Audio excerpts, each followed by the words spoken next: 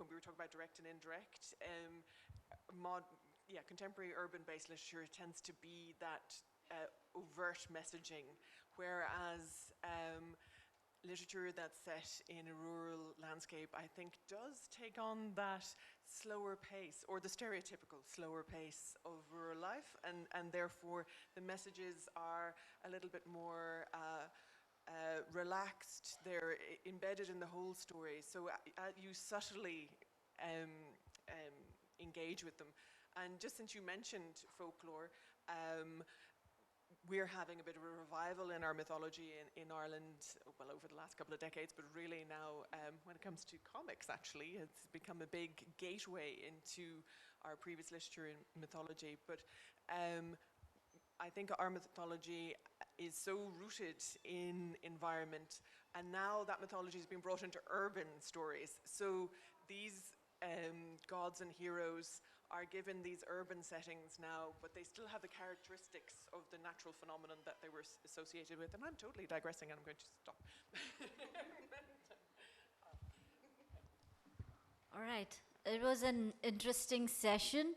I guess when Janvi said that literature makes us better human, I would like to add that our first piece of literature that we hear is the lullaby from our parents. And the first piece of literature that we create is on the floors or the walls of our home as a child with the crayons or the chalk piece on the, I'm sure you still want them to keep talking, but as we have another session, I would like Uma Shankar, the founder of this literature festival, to please come on the stage and felicitate all our speakers. Once again, thank you speakers, all of you, Janvi, for moderating this session beautifully. This 7th Ahmedabad International Literature Festival.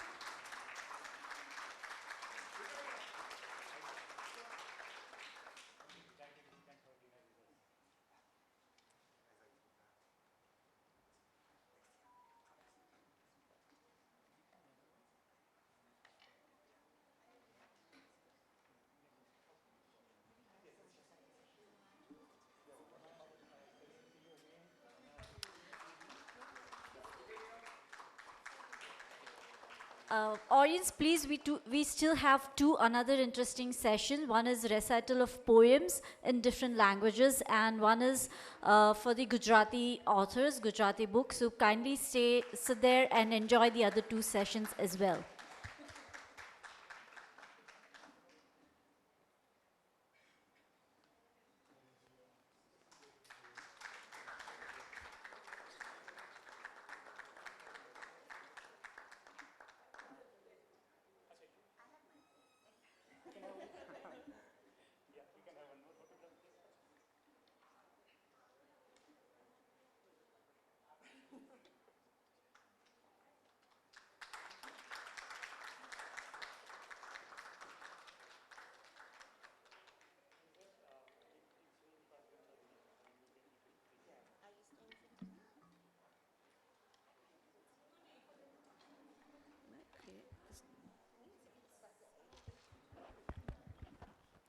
Good evening.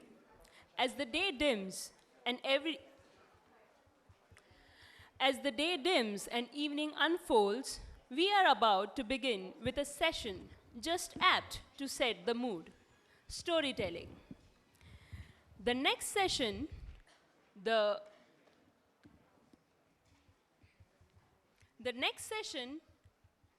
as a part of Ahmedabad International Literature Festival, is the Gujarati Gaze, navigating the change in culture, language, and storytelling. Storytelling is universal and is as ancient as mankind. Before there was writing, there was storytelling. It occurs in every culture and exists in every age. It exists and existed to entertain, to inform, and to propagate cultural traditions and values. It can encompass myths, legends, fables, religion, prayers, proverbs, and even instructions. This session is going to take us through a kaleidoscopic ride to the world of storytelling, how it evolved, how it shifted its shape, from spreading cultural beliefs to Renaissance, from immortalizing romance to sparking social movements, from entertaining to democratization. Storytelling is a tool for a better narrative of the world. Now, this session is specially organized to understand how storytelling in Gujarati took its form. દલપતરામની ટકેશેર ભાજી ને ટકેશેર ખાજામાં પણ વાર્તા હતી. મુનશીજીની પાટણની પ્રભુતાની ભૌગોલિક રાજનીતિમાં પણ વાર્તાએ નવું રૂપ લીધું હતું. ધૂમકેતુના તણખાએ ખોલ્યા ટૂંકી વાર્તા અને સમાજ સુધારણાના ઉદાહરણ. પન્નાલાલના મળેલા જીવમાં આપણા સૌની વાર્તા હતી. ઝવેરચંદ મેઘાણીના સૌરાષ્ટ્રની રસધારમાં સમગ્ર સૌરાષ્ટ્રની વાર્તા હતી. મને લાગે છે કે જાણે બધા વાર્તાકારો કહેતા હોય, વાર્તાઓ તમારી અંદર અને આપણી વચ્ચે રહે છે જ્યાં સુધી આપણે તેને કહેવાનું ચાલુ રાખીએ છીએ. Without much ado, I would like to hand over the mic to the experts on the topic. I would like to welcome upon the stage Avni Jariwala, Ms. Prerna Dave, Kunal Gadhvi, and Tejal Shah.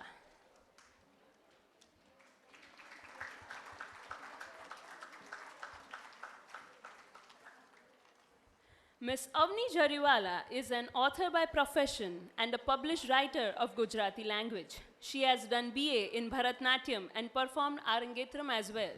She loves painting and mandala art. Apart from this, she loves reading, writing, poetry recitals, exploring places, good music, and dance, of course. She's a member of the TAL group who represents Indian culture nationally and internationally. Prerna Dave, writer, academician, host, a gold medalist in journalism and mass communications, and a silver medal holder in MBA. Prerna is a Bharatnatyam graduate as well. Currently, she is working as a professor at MP Shah Commerce College. She writes articles and poetries, and to add a feather to a cap, a novel written by her is soon to be released. Kunal Gadhvi is a speaker, writer, columnist in Divya Bhaskar.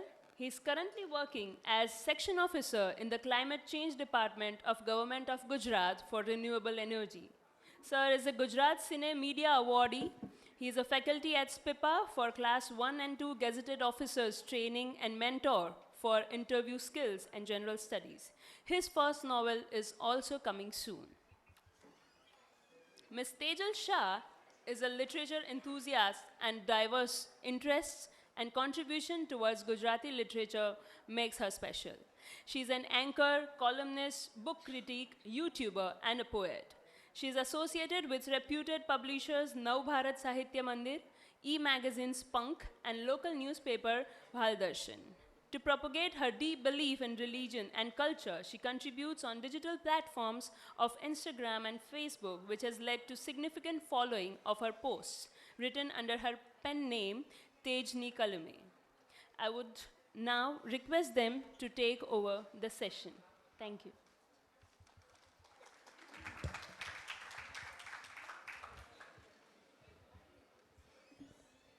Hello.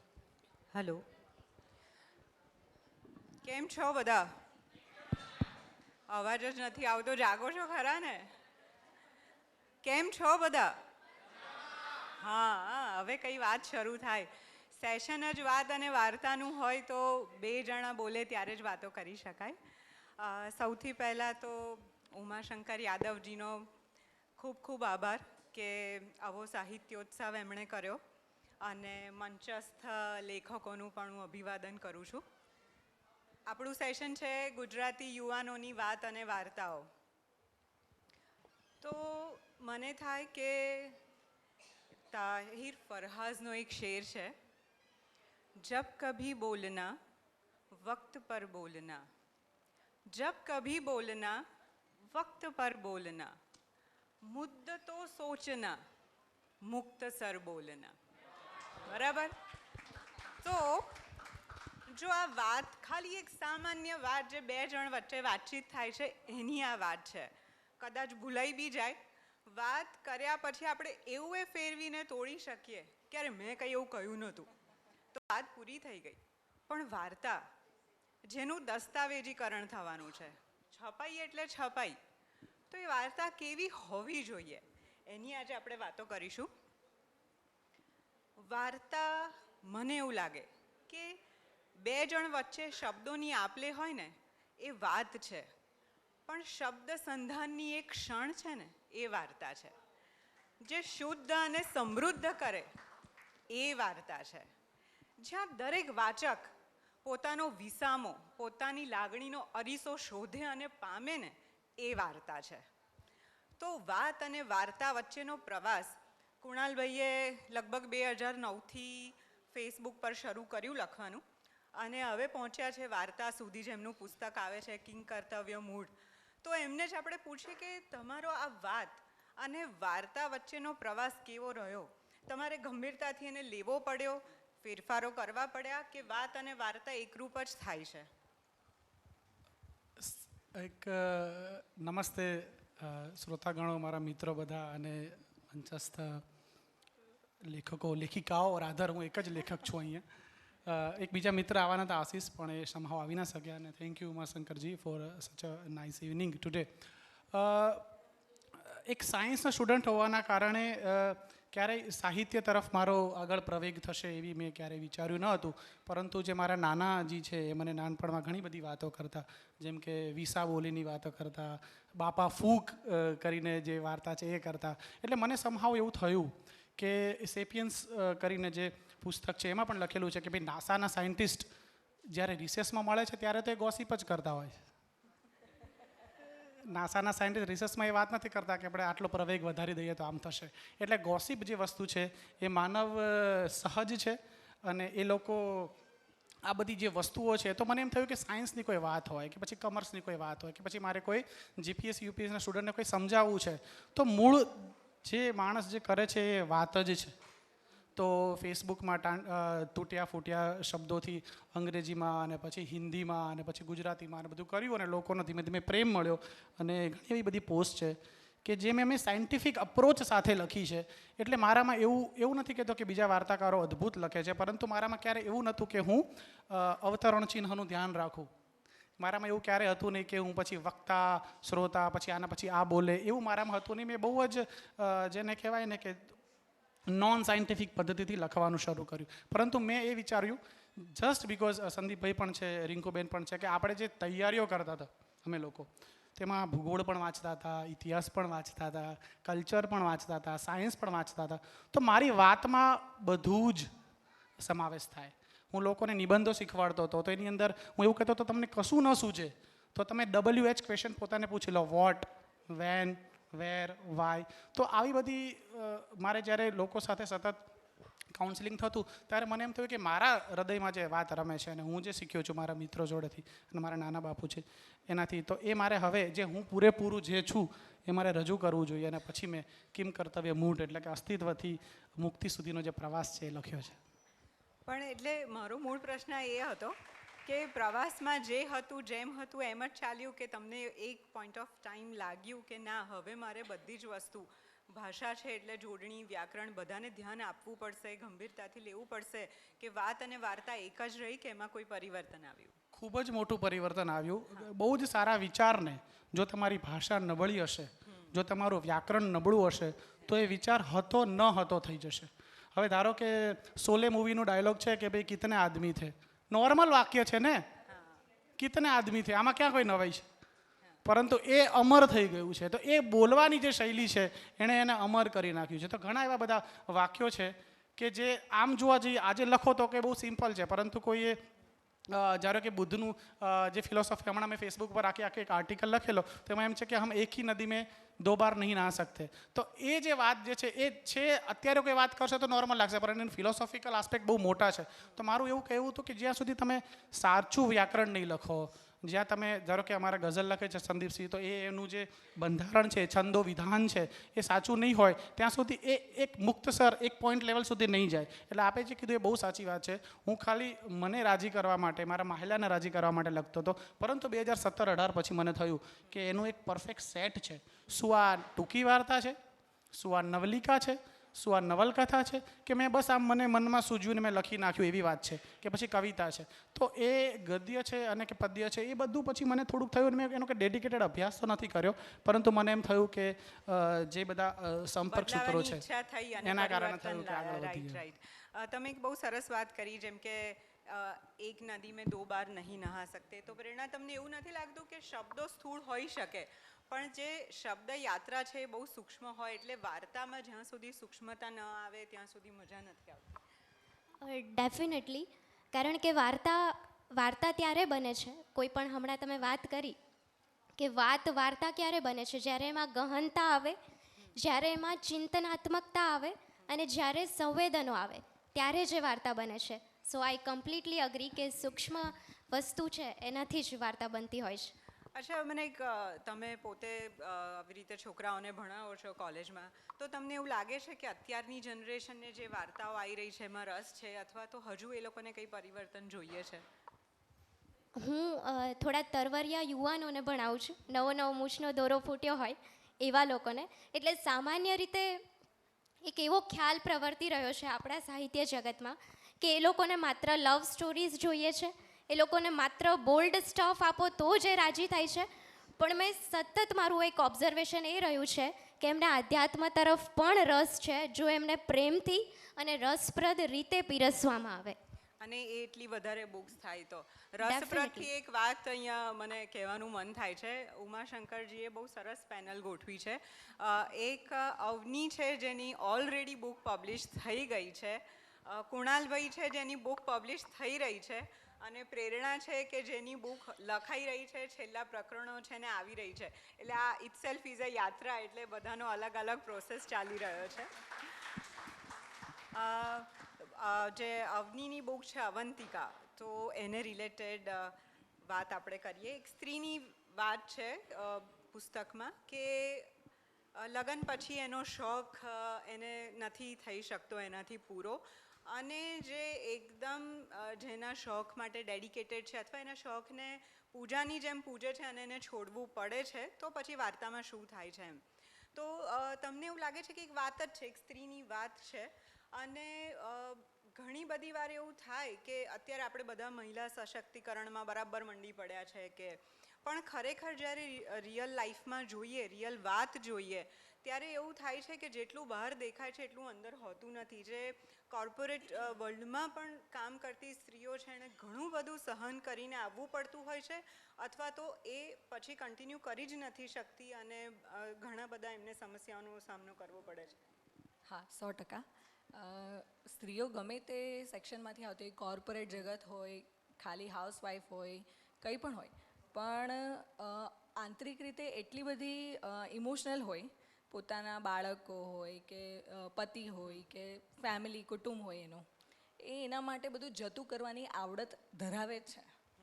અને લોકો એને ફરજનું નામ આપી દે છે કે ભાઈ તમે પત્ની થઈને કે માતા થઈને પોતાના બાળક માટે આટલું નથી કરી શકતા, કે તમારા પતિ માટે આટલું નથી છોડી શકતા. એને ફરજનું નામ આપવામાં આવે છે, જ્યારે એનામાં ઓલરેડી અંદરથી આ છે જ, એનામાં જતું કરવાની ભાવના એનામાં છે જ. બસ એને થોડી કદરની જરૂર છે, એપ્રિસિએશન થોડું આપો તો એનું વધારે સારી રીતે કામ કરી શકે. એક્ઝેક્ટલી. રાઈટ. કુણાલભાઈ, તમે જેમ કીધું કે તમારા જે દાદા હતા એ ઘણી બધી વાર્તાઓ તમને કહેતા હતા, તો તમને એવું નથી લાગતું કે જે માણસ વાંચતો નથી એ સારો લેખક ક્યારેય નથી બની શકતો?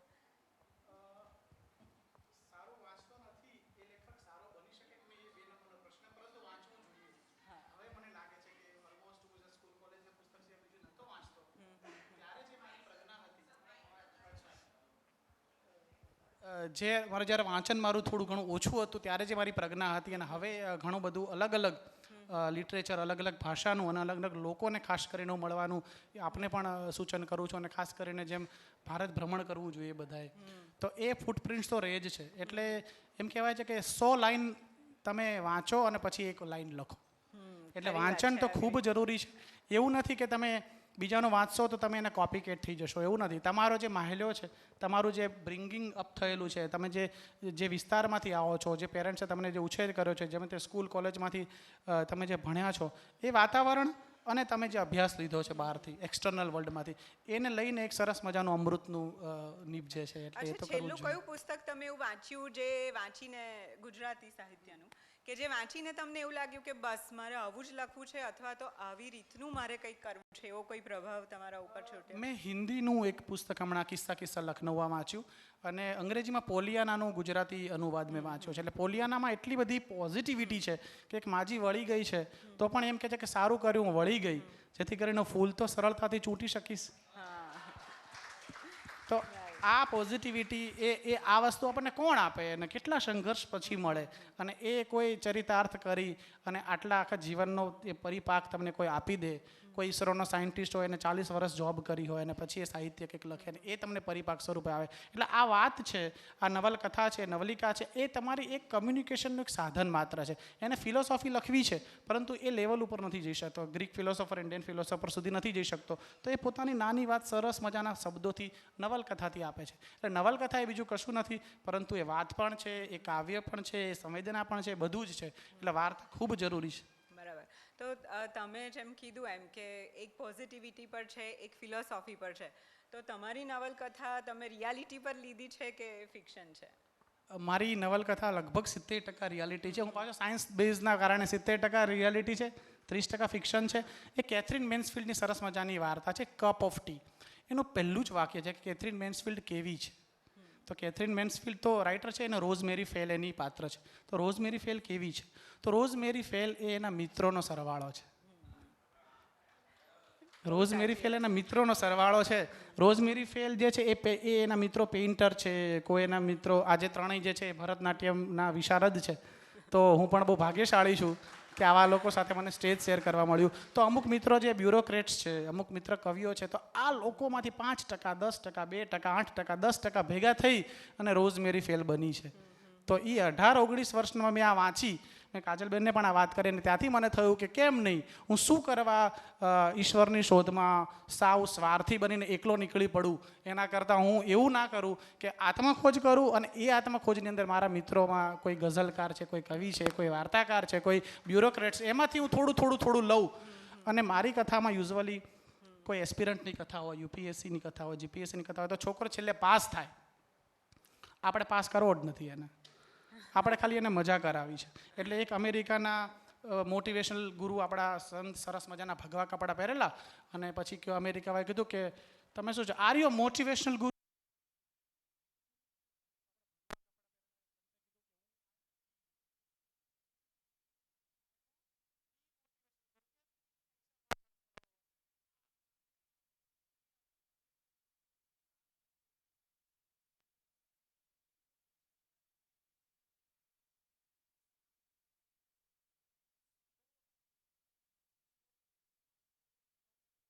કલાક સુધી એક દાણો પરિપાક સ્વરૂપે નીકળે અને પછી એ સ્લો ફૂડ બને, એવી રીતે અહીંયા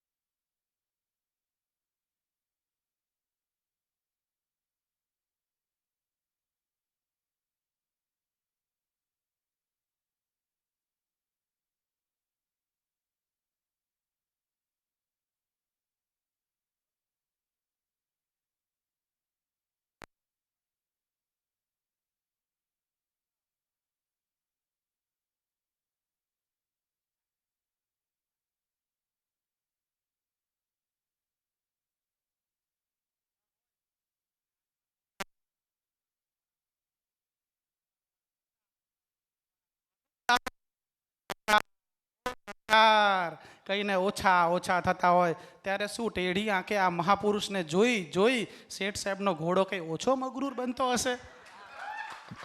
તો આ તમે છો મામલતદાર, તો કે હવે હું કામ કરીશ, હું કરીશ, હું સરકાર માટે કે તો એ આ વસ્તુ આ 50 વર્ષ 60 વર્ષ 100 વર્ષ જૂની વાર્તા પણ જો અત્યારના સમયમાં કોઈને કામ કરવાની પ્રેરણા આપતું હોય તો આ વાર્તાથી મોટું બીજું થઈ જ શું શકે?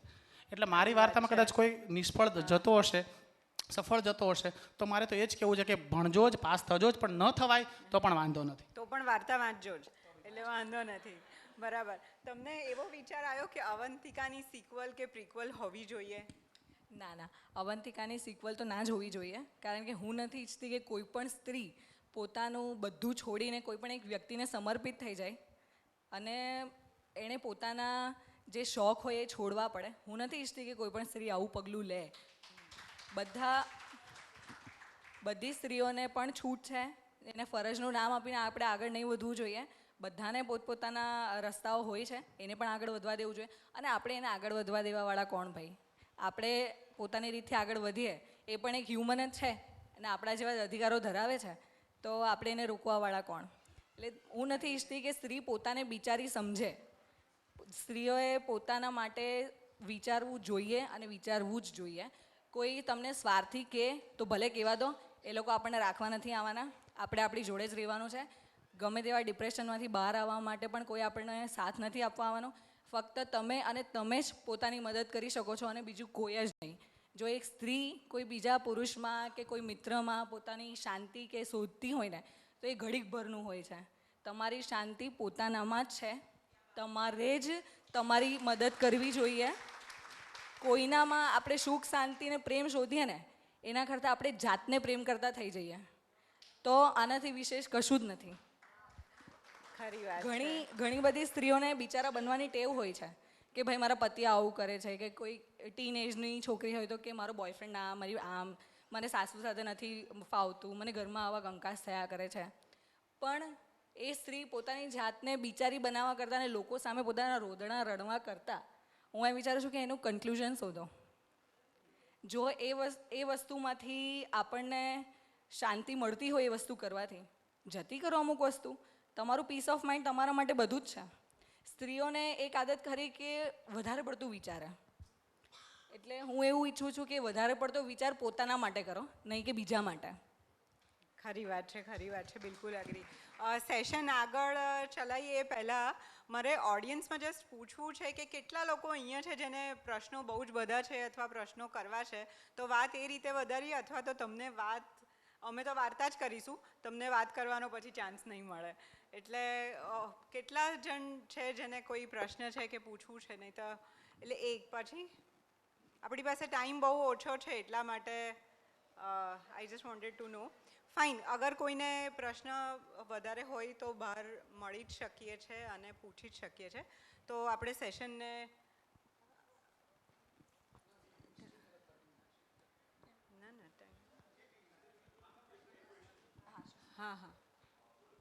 હા પૂછો, કંઈ વાંધો નથી. માઇક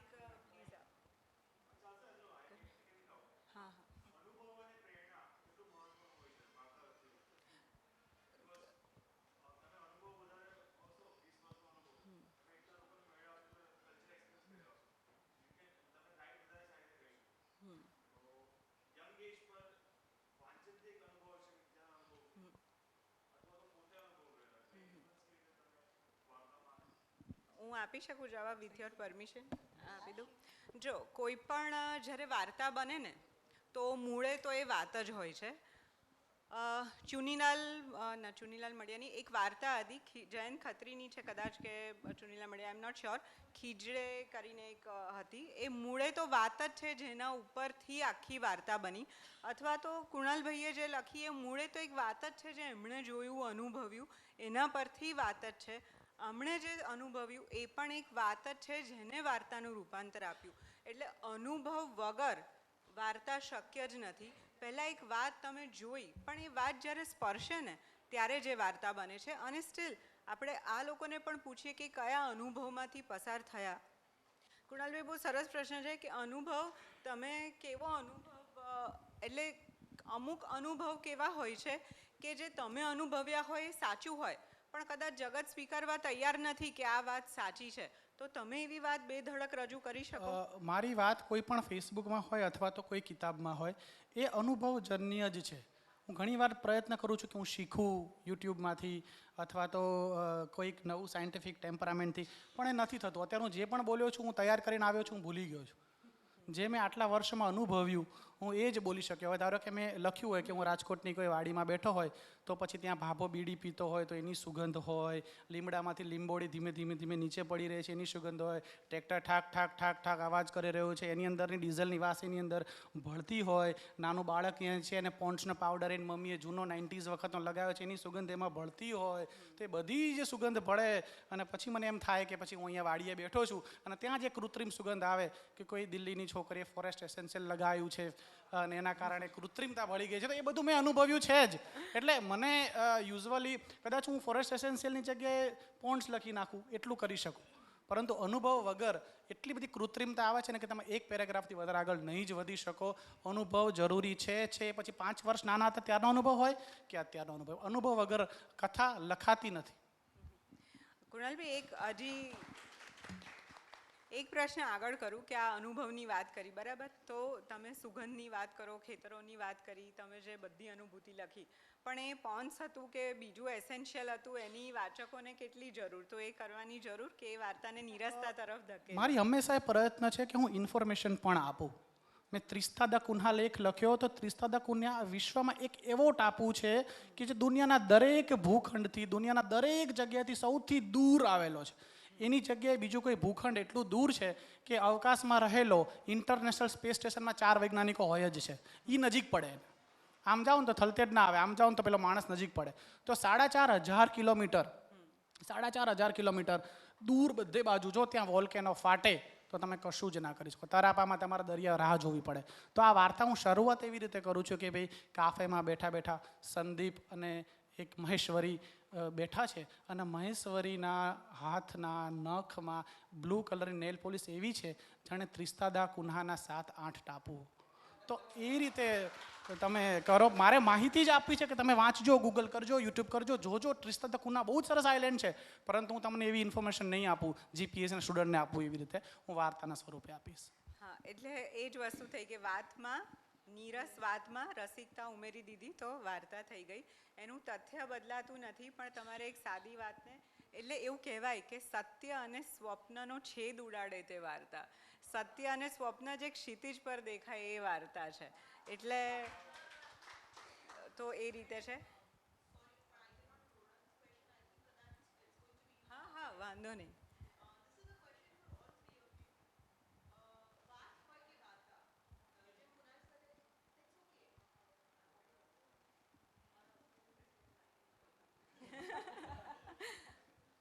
એ કોમ્પ્લિમેન્ટ બધાને જ મળતા હોય છે ઘરમાં. This question is for all three of you. વાત હોય કે વાર્તા, કુણાલ સર એક સરસ શબ્દ વાપર્યો, માયલો.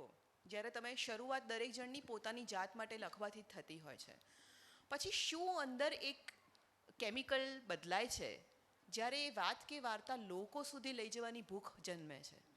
અને તમારા ત્રણેયમાં વોટ વોઝ ધેટ પોઈન્ટ કે જ્યારે તમને એવું થયું કે નિજાનંદ માટે અથવા તો ઇનિશિયલી તમે એક વેન્ટ આપતા હો છો ઇમોશનને, specially Avni, because the kind of story that you have return, I am sure something must have triggered either by society or by your own experiences, પણ ultimately that point of pain would have triggered કે હું મારે લખવું છે. અને પછી જ્યારે લોકો સુધી લઈ જવાનું, એ શું બદલાય છે? I think that is where an author takes his own birth. બાકી બધા કદાચ ચિઠ્ઠીઓ લખતા હશે, લેટર્સ લખતા હશે, ગુસ્સામાં જવી મેટની કરીનાની જેમ ગાળો લખીને ફ્લશ પણ કરતા હશે. But what is that point? દરેક જણ માટે આઈ think that story must be different કે જ્યારે તમે લોકો સુધી તમારી વાત કે વાર્તા લઈ જવાનું વિચાર્યું. So what was that point? બહુ સરસ. પ્રેરણાથી શરૂ કરીએ. તમે જે ભૂખની વાત કરી તો એના 2 પ્રકારો હોઈ શકે. એક સત્ય છે કે બધાને થોડી થોડી પ્રતિષ્ઠાની ભૂખ હોય, અને બીજું ક્યાંક આપણને અંદરથી એવું થતું હોય કે જે નેગેટિવિટીમાંથી, જે સંઘર્ષોમાંથી આપણે પસાર થયા છીએ એમાંથી કોઈ બીજું ના થાય અથવા તો એમને થોડી ગહનતા, એમને વિચારવા માટેના વિકલ્પો મળી રહે. તો દેટ ડિપેન્ડ્સ ઓન અસ કે આપણે કયા પ્રકારથી એને લોકો સામે લઈ જઈએ છીએ બંનેમાંથી. એ સ્વાર્થ છે કે ખરેખર લોકોની મદદ કરવી છે, એમને વિચારતા કરવા છે, એમને સંવેદનશીલતા આપણે આપવી છે. That is on writer. C મારે ખાલી એટલું જ કહેવું છે આ માટે કે મેં મારા પર્સનલ એક્સપિરિયન્સ તો નહીં, પણ મને આજુબાજુ એટલા બધા લોકો દેખાયા છે ને કે જેને હું મારી કેઝ્યુઅલ લાઈફ જીવું છું ને એ પણ લોકો માટે એક્સ્ટ્રા ઓર્ડિનરી છે. મેં એવી ઘણી બધી સ્ત્રીઓ અને છોકરીઓ જોઈ છે કે આપણને કેઝ્યુઅલ લાગે આ વસ્તુ, પણ એ લોકો માટે આ ઘણી બધી વસ્તુ કહેવાય કે જે હું જીવું છું એ. એટલે એ લોકો પ્રેઝન્ટ નથી કરી શકતા આ બધી વાતને કે સારું નહીં લાગે, આપણે સાસરા પક્ષમાં નહીં કહેવાય કે મમ્મી પપ્પાને ના કહેવાય કે એમની રેપ્યુટેશન છે એ ખરાબ નહીં કરીએ. પણ વોટ આઈ ફીલ કે એમની રેપ્યુટેશન તમારા કરતાં તો ઉપર નથી જ. તમારું જીવન વધારે મહત્ત્વનું છે એ લોકોની રેપ્યુટેશન કરતાં. તમારા વિચાર શું છે એ વધારે ઇમ્પોર્ટન્ટ છે. મેં આ બુક એટલા માટે જ લખી છે, આ નોવેલ, કે તમે અંદર દબાવીને ના રાખો, જે હોય બોલતા શીખો. તમે ફેસ કરશો ને તો માંડ થોડાક દિવસ તમારે સહન કરવું પડશે કોઈની નારાજગી કે આ કે તે, પરંતુ આખી જિંદગી તમે ખુશ રહેશો કે તમે તમારા ડ્રીમ પાછળ જે એક પગલું લીધું છે એ વર્થ છે. તમારી આખી લાઈફ ખુશ જશે આનાથી. ઘણી બધી છોકરીઓને મેં જોઈ છે જે લોકોએ ડાન્સિંગ છોડી દીધું છે, પોતાની જોબ છોડી દીધી છે, ઘણું બધું છોડવું પડ્યું છે અને એ લોકો પ્રેઝન્ટ નથી કરી શકતા આ વસ્તુને. તો જો મારી નોવેલ વાંચીને કોઈ એક બી આવું એક પગલું ભરે ને કે ના ભાઈ મને તો કરવું જ છે, અને ખોટી રીતે નહીં, હું કરીશ, હું બધું મેનેજ કરી લઈશ, પણ આ વસ્તુ નહીં છોડી શકું. ઘરના કામ હોય કે કંઈ પણ વસ્તુ હોય, સોશિયલ હોય કે ફેમિલી લાઈફ હોય કે કંઈ પણ હોય, હું બધું મેનેજ કરીશ, પણ મારે મારા શોખ માટે 1 કલાક દિવસનો કે 2 કલાક દિવસના કે ચલો 15 મિનિટ દિવસની આપવી છે, પણ એ 15 મિનિટ ફક્ત મારી જ છે અને એ 15 મિનિટને હું જીવીશ જ. હું નહીં છોડું આ વસ્તુ કોઈના માટે, કારણ કે આ વસ્તુમાંથી મને આનંદ મળે છે, આ વસ્તુ હું જીવું છું, એટલે આ વસ્તુ હું મારા શોખ માટે, મારી ખુશી માટે હું કરીશ જ. અને કોઈ પણ સ્ત્રીઓને ખુશ થવા માટે સ્વાર્થીનું ટેગ લાગે ને તો એની ચિંતા ના કરતા.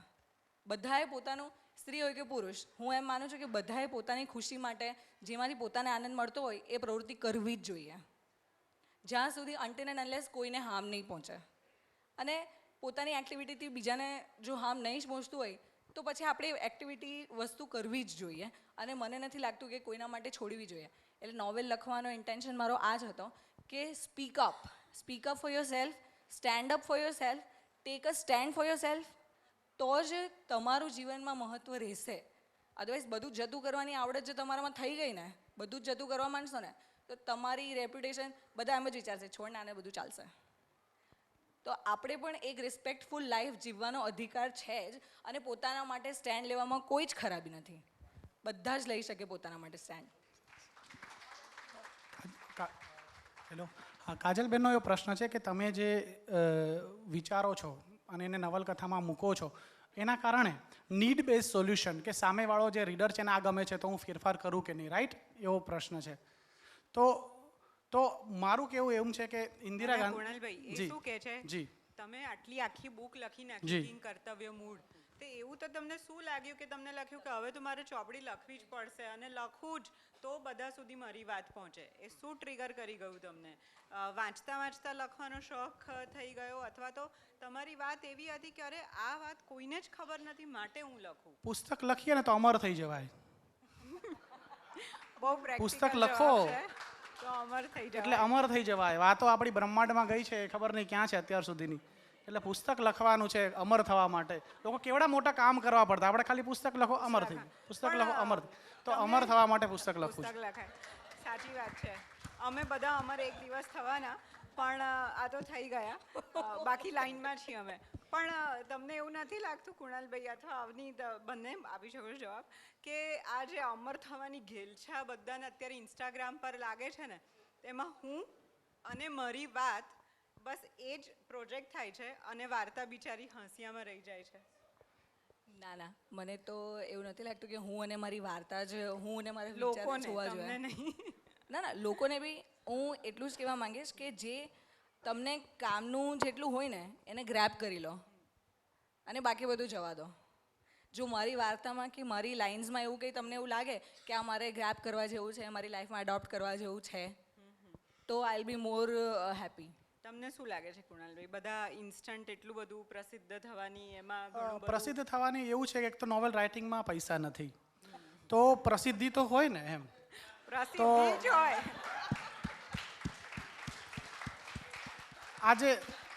આજે 9 દિવસ ગરબા ગાઉં ને તો આખા વર્ષનું હટાણું ભરી લઉં, કરિયાણું ભરી લઉં, પણ નોબેલ પ્રાઇઝ બી લાવું ને તોય નોકરી કરવી પડે.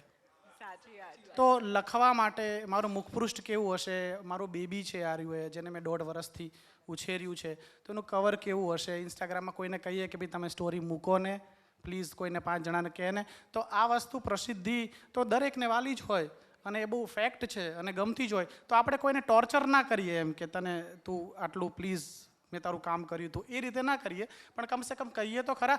જ્યાં સુધી તમે કોઈને કહેતા નથી ત્યાં સુધી એમને ખબર પડતી જ નથી.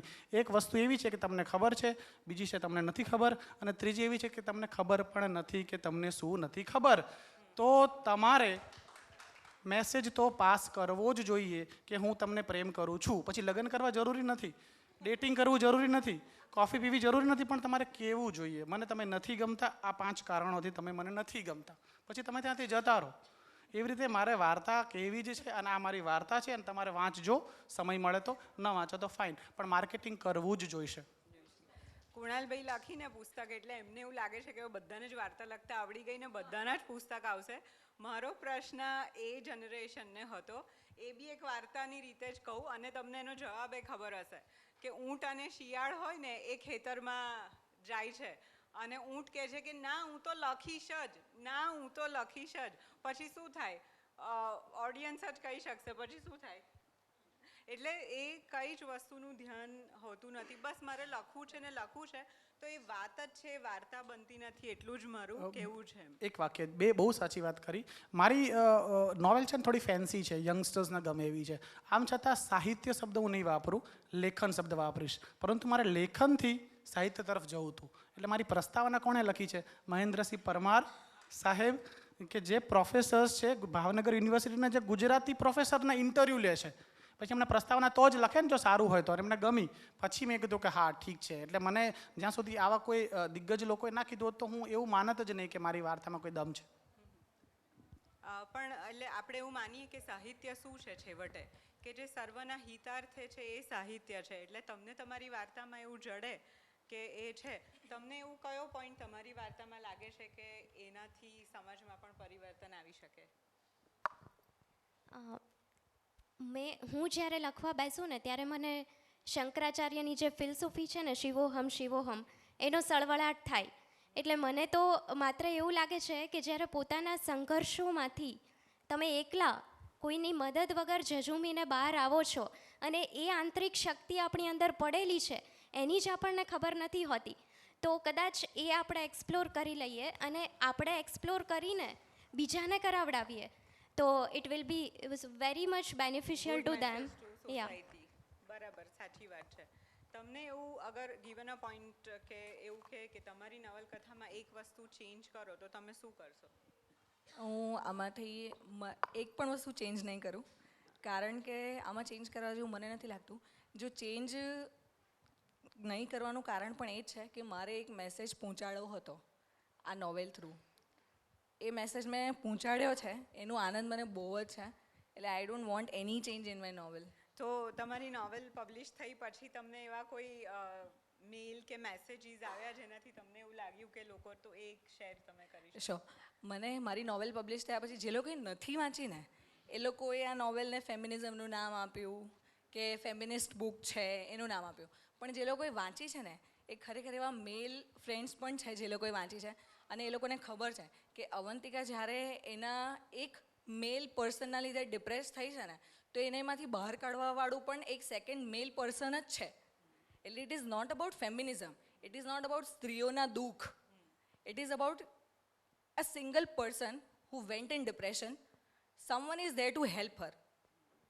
She is fortunate enough કે she has that guy કે જે એને બહાર કાઢે છે આ ડિપ્રેશનમાંથી. કેટલી બધી સ્ત્રીઓ એવી હોય છે કે જેને ડિપ્રેશનમાંથી બહાર કાઢવા માટે કોઈ હોતું જ નથી. મારો એ જ જવાબ છે કે જ્યારે તમારી જોડે કોઈ ના હોય ને ત્યારે તમે પોતે પોતાની જોડે ઊભા રહો.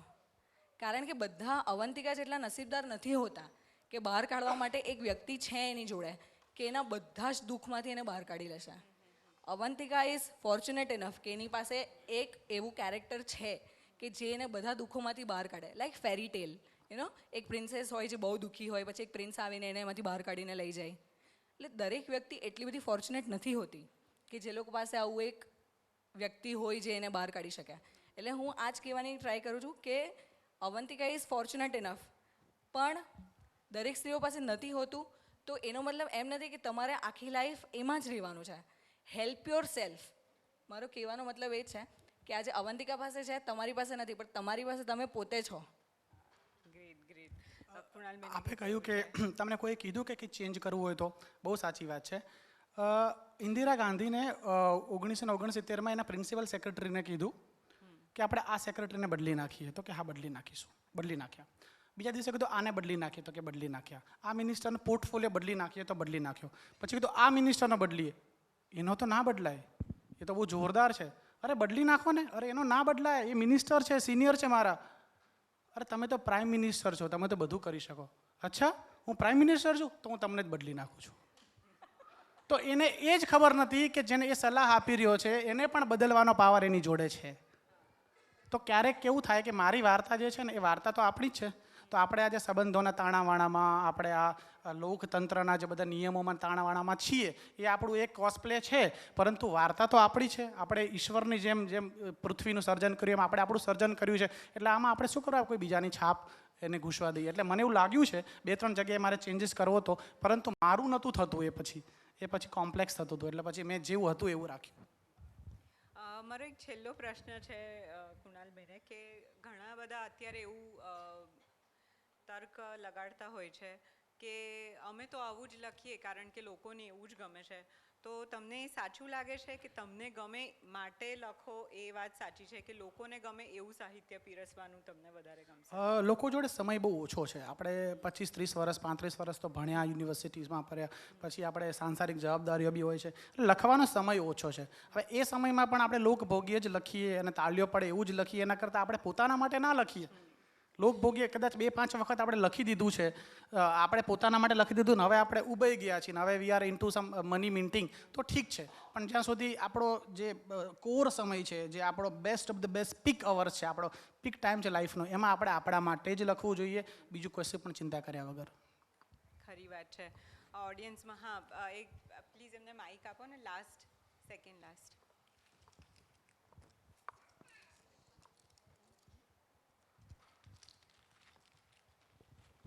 Hello, good evening.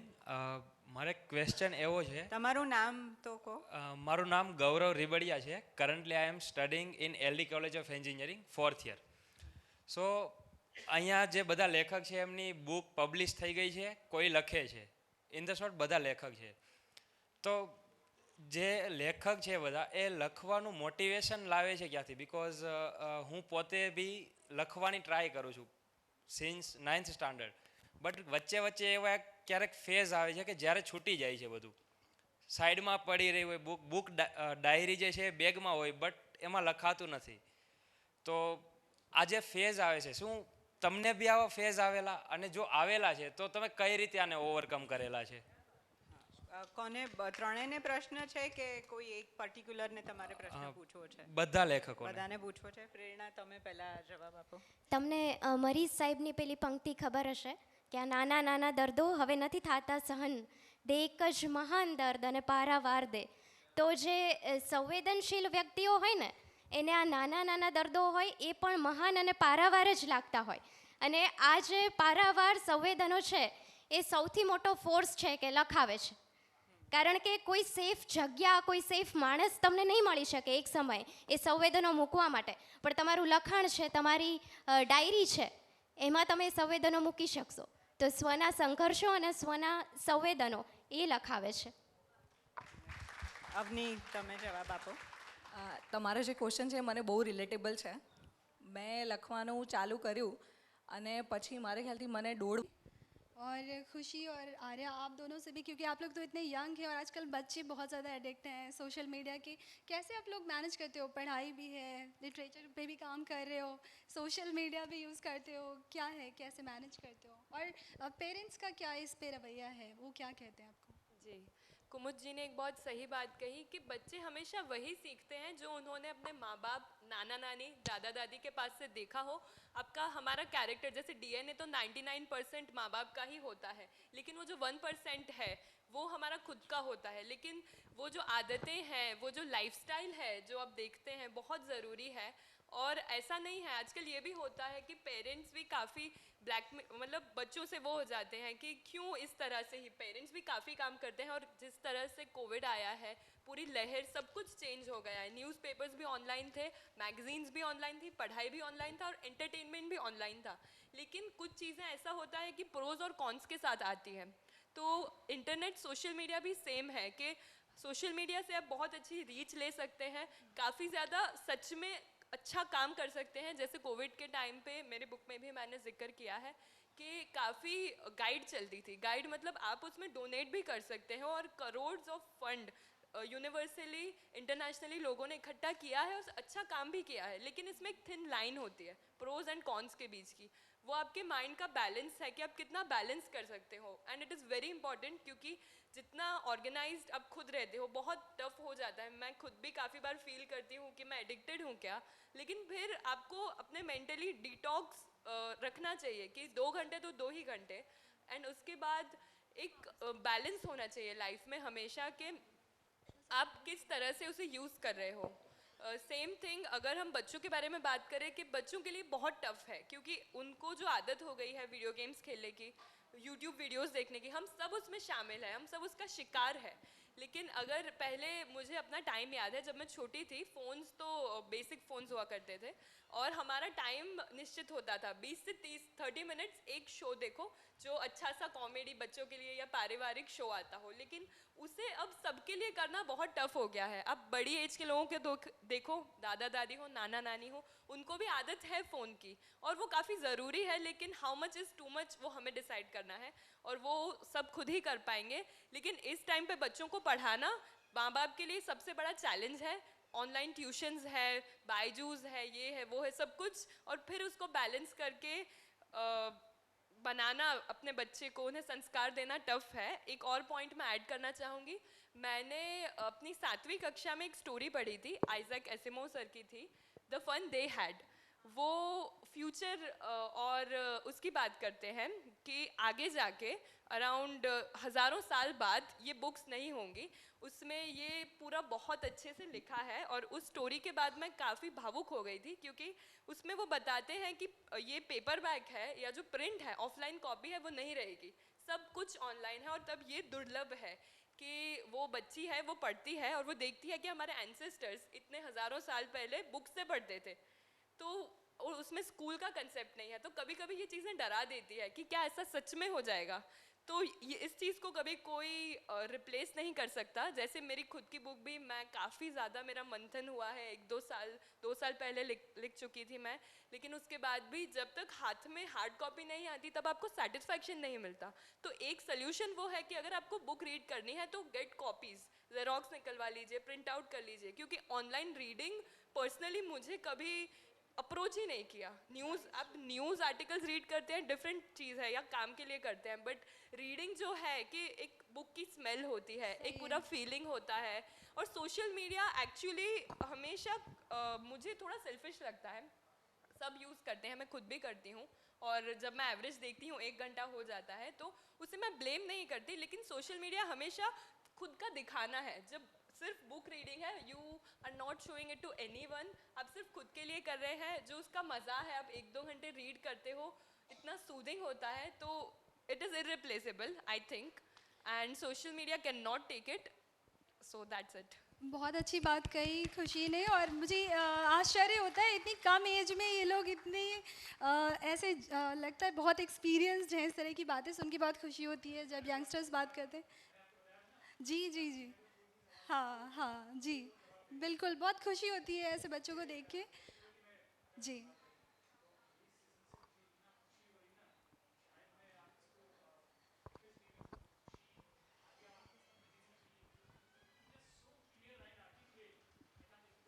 Sir in fact मुझे बात करने में इतना मज़ा आ रहा है कि मुझे लग रहा है सेशन चलता जाए लेकिन क्योंकि समय की कमी है। और मैं आपको बहुत धन्यवाद करना चाहूँगी सर कि आपने मुझे ये मौका दिया कि मैं आप एज आए पब्लिशर गोवा से, और हमारे लिए बड़ी सौभाग्य की बात है कि आप वहाँ से आए। बट उससे भी बड़ी सौभाग्य की बात है इतने सारे लोग जो एक ही कितनी आप देखिए बात करने का इनका तरीका देखिए और थॉट प्रोसेस देखिए, सोच देखिए। खुशी, I mean you people are so great, I can't, I mean इनके पेरेंट्स को हमें एक बार खुशी, आर्या यंग पेरेंट्स को खुशी और आर्या जैसे लोगों को देख के लगता है इनका फ्यूचर तो ब्राइट है, लिटरेचर का फ्यूचर भी बहुत ब्राइट है। Yes yes yes yes yes. And जो पेरेंट्स बैठे हैं मंजरी जी एंड कुमुद जी, इन लोगों के लिए हमें तालियां बजाना पड़ेगा। जी जी, जोरदार तालियां एक बार हमारे सभी पैनलिस्ट के लिए। मैं तो एज पब्लिशर काम करती हूँ, बहुत ज़्यादा साहित्य नहीं किया है, लेकिन बहुत एक्साइटेड थी कि मंजरी मैम से बात करने को मिलेगी, कुमुद मैम से, एंड बच्चों से भी बात करके मुझे बहुत खुशी हुई है। इसी के साथ हम आप सभी दर्शकों से निवेदन करेंगे कि आपके जो भी क्वेश्चंस हैं आप हमारे पैनलिस्ट से पूछ सकते हैं। और सवाल पूछिए आप लोग, बिल्कुल पूछिए। ऐसे ऐसे माइक अगर आपको चाहिए होगा तो पूछिए आप लोग, ये लोग जवाब देने वाले हैं। Mike okay. एनीबॉडी? पहला सवाल आप पूछिए। एनीबॉडी? यस।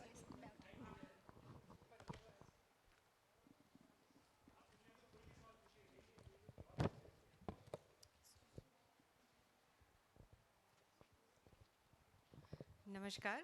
मेरा जो सवाल है वो मंजरी जी से है कि जैसे आपने बात करी पर्यावरण की करी, पर अब तक की जो बच्चों का, अब गीजूबाई बधे का लीजिए या जो भी आप कहानियाँ सुनते आए हैं, वो किस तरह की होती है कि पशु या पंखी को एक ज़रिया बना दिया, फिर पेड़ पौधे है, पर्यावरण है, कुछ नहीं चल रहा है तो परी को ला दिया और कहानी में ट्विस्ट आ गया। ये एक बात है। दूसरी बात ये है कि अभी सब हम चिल्ला ही रहे हैं कि सोशल मीडिया है, ये मुश्किलें आ रही है, ये समस्या है, लेकिन क्या हम पेड़ पौधों से निकलकर ऐसी कहानियाँ नहीं लिख सकते जिसका सॉल्यूशन जो बच्चे ढूंढ रहे हैं वो हम दे सके? बहुत अच्छा प्रश्न आपका। आपका नाम क्या है? मेरा नाम तेजल है। तेजल जी। अच्छा अच्छा, तेजल जी नमस्कार। मैं ये कहना चाहूँगी कि जैसे ऑनलाइन क्लासेस करके, आप प्लीज़ बैठिए, मैं बता रही हूँ। तो देखिए, जब बच्चा होता है तो हमें उसके लिए सारे सब्जेक्ट्स कवर करने पड़ते हैं, क्योंकि वो सारी तरह की कहानियाँ पढ़ेगा। वो पेड़ पौधे भी पढ़ेगा, वो त्यौहार भी पढ़ेगा, वो पर्यावरण भी पढ़ेगा, वो पौराणिक कथाएं भी पढ़ता है। तो उसके लिए वो कल्पना चावला को भी हम लोग लेकर आए हैं अपनी कहानियों में। बछेंद्री पाल पे भी मैंने कहानी लिखी है, वो एज इट इज़ नहीं होती है, उसमें थोड़ा कल्पना मिलाकर, ताकि वो इलिस्ट्रेशन फॉर्म में जो है वो जा पाए। ऐसे ही आप जो बता रही हैं, तो उसमें हमने ऑनलाइन पे बहुत सारी कहानियाँ लिखी हैं, ऑनलाइन क्लासेस पे, कि किस तरह से बच्चा जो होता है वो पहले से अपनी तैयारी करके नहीं रखता और अपनी माँ से कहता है कि मैं नहीं लिख के रखूँगा हाथ का। तो माँ कहती, मेरी ये कहानी है, तो माँ कहती है भाई तुम अपने की पॉइंट्स जो हैं वो तो डायरी में नोट कर लो। तो बच्चे को इतना कॉन्फिडेंस रहता है कि नहीं, मैं तो अपना आईपैड खोलूँगा और कर लूँगा। अब ये उन बच्चों के लिए है जो पूरी तरीके से सोशल मीडिया पे डिपेंडेंट है। अगले दिन क्या होता है कि वो डिस्चार्ज हो जाता है और लाइट नहीं आती है। अब बच्चा यहाँ से वहाँ भागना, वहाँ से वहाँ भागना शुरू करता है।